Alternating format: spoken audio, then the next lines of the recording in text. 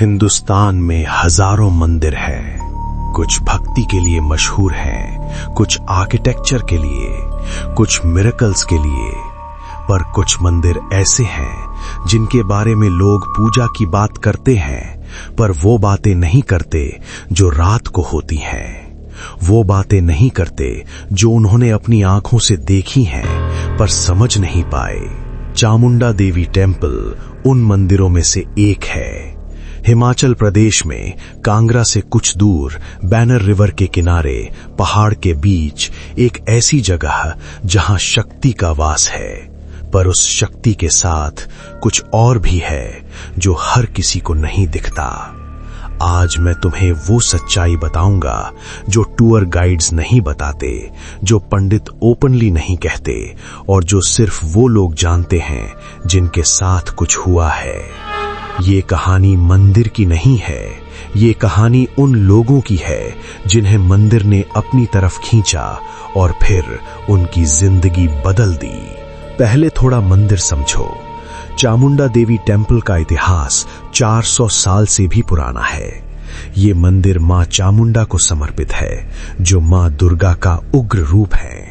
चामुंडा वो देवी हैं जिन्होंने चंदा और मुंडा नाम के दानव मारे थे और उन्हीं के नाम पे चामुंडा नाम पड़ा।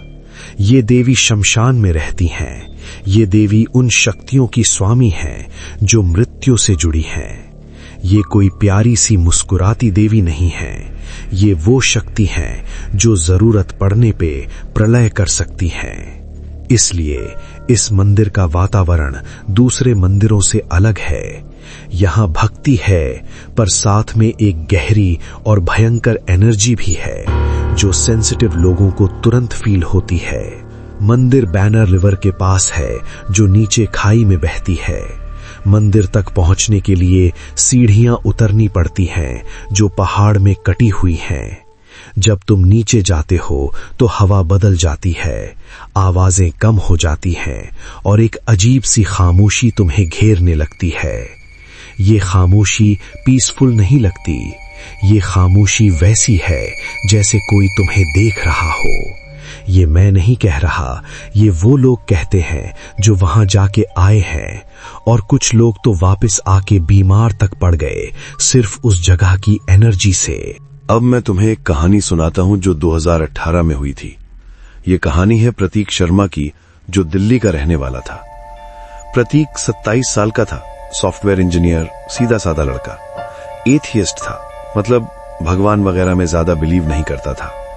उसकी गर्लफ्रेंड थी मेघना, जो हिमाचल की थी। मेघना के पेरेंट्स कांगड़ा में रहते थे।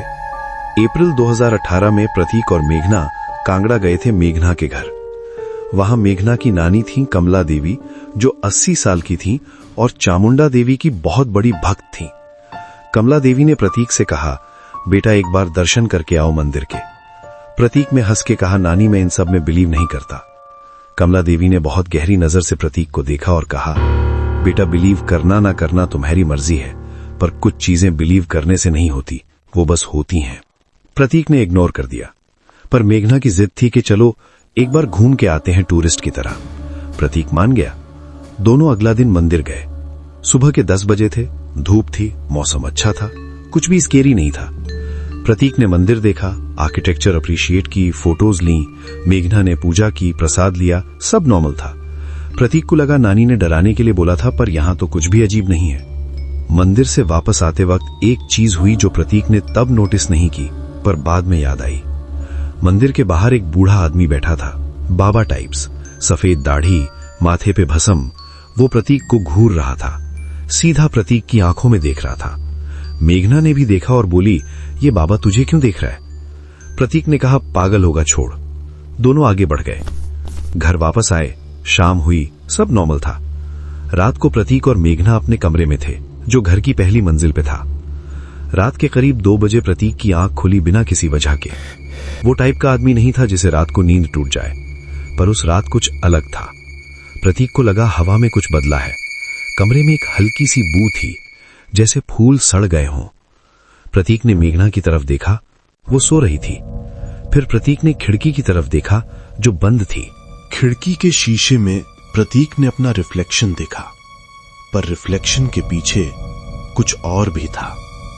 कोई खड़ा था। प्रतीक ने मुड़ के देखा, कमरे में कोई नहीं था। उसने फिर शीशे में देखा, अब वहां भी कुछ नहीं था। प्रतीक ने सोचा सपना होगा, नींद की कमी होगी। वो लेट गया पर सो नहीं पाया। अगला दिन प्रतीक थका हुआ था। उसे रात याद थी पर उसने किसी को नहीं बताया। कमला देवी ने सुबह नाश्ते पे प्रतीक को देखा और पूछा, बेटा नींद नहीं आई रात को? प्रतीक चौंक गया। उसने पूछा, आपको कैसे पता? कमला देवी मुस्कुराई नहीं। उन्होंने कहा, तुम्हारी आंखें बता रही हैं और एक बात और बता रही हैं जो मैं नहीं बोलूंगी अभी, खुद समझ जाओगे। प्रतीक को कमला देवी की बातें पागल लगती थीं, पर अंदर से वो डर रहा था। उस दिन प्रतीक ने मेघना से कहा, घर चलते हैं दिल्ली। मेघना ने कहा, अभी तो आए हैं, 2 दिन और रुक जाते हैं। प्रतीक मान गया, पर उसे अच्छा नहीं लग रहा था। दूसरी रात 2 बजे फिर प्रतीक की आंख खुली। इस बार वो पसीने में था। कमरे में वो स्मेल फिर थी, सड़े फूलों की, और इस बार कुछ और भी था। किसी की चूड़ियों की आवाज, छन छन छन, बहुत धीमी, जैसे दूर से आ रही हो। प्रतीक उठ के बैठा। मेघना सो रही थी। आवाज कमरे के बाहर से आ रही थी, कॉरिडोर से। प्रतीक का दिल कह रहा था मत जा, पर उसके पैर खुद उसे दरवाजे की तरफ ले गए। प्रतीक ने धीरे से दरवाजा खोला।